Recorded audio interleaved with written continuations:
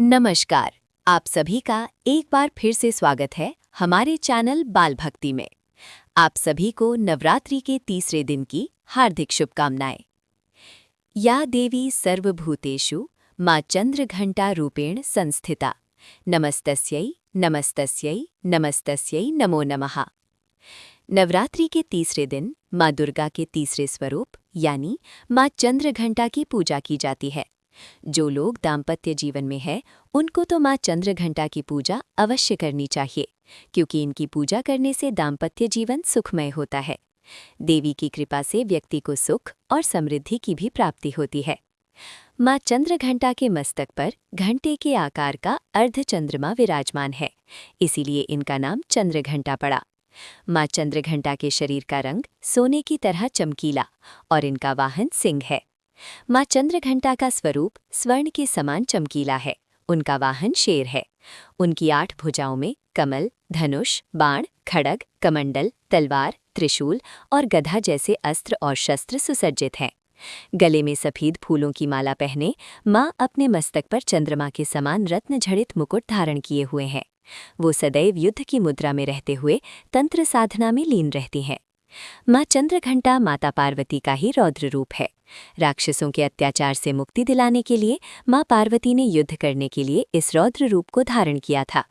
मां चंद्रघंटा की कथा इस प्रकार है।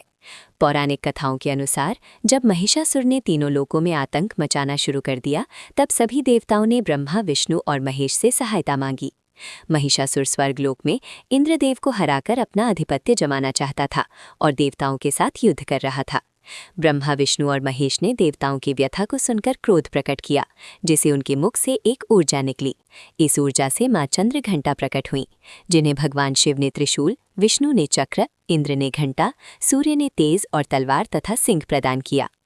तब मां चंद्रघंटा ने त्रिदेव से अनुमति लेकर महिषासुर को युद्ध के लिए ललकारा। शास्त्रों में निहित है कि कालांतर में मां चंद्रघंटा और महिषासुर के बीच भीष्म युद्ध हुआ था।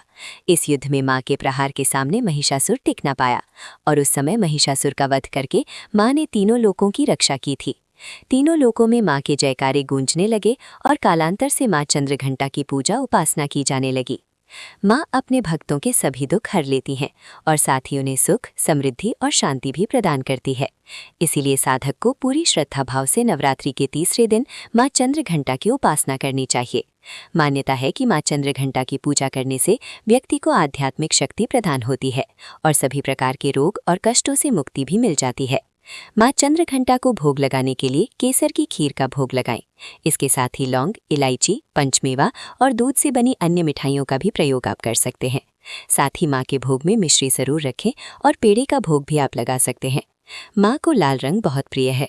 लाल रंग को शक्ति और वृद्धि का प्रतीक माना जाता है। मां की पूजा में लाल रंग के वस्त्र पहनकर पूजा करना सबसे शुभ माना जाता है।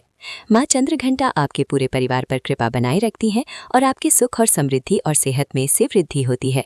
मां चंद्रघंटा की पूजा के लिए सुबह उठकर स्नान करें और मंदिर को साफ करें और माता का गंगा जल से अभिषेक करें। मैया को अक्षत, लाल चंदन, चुनरी, सफ़ेद और लाल फूल अर्पित करें और सभी देवी देवताओं को जल अभिषेक करके फल, फूल, तिलक लगाएं। प्रसाद के रूप में फल और मिठाई भी चढ़ाएं। घर के मंदिर में धूप पत्ती और घी का दीपक जलाएं। फिर दुर्गा सप्तशती और दुर्गा चालीसा का पाठ करें। फिर पान के पत्तों पर कपूर और लौंग रखकर माता की आरती करें और व्रत कथा सुनें। अंत में माता से अपने जीवन के लिए कामना करें और क्षमा प्रार्थना भी करें। मां चंद्रघंटा का मंत्र है ओम देवी चंद्रघंटायै नमः। तो ये थी मां चंद्रघंटा की व्रत कथा। आपको ये कथा कैसी लगी कमेंट करके ज़रूर बताएं। साथ ही मेरे चैनल बाल भक्ति को सब्सक्राइब करना ना भूलें। धन्यवाद।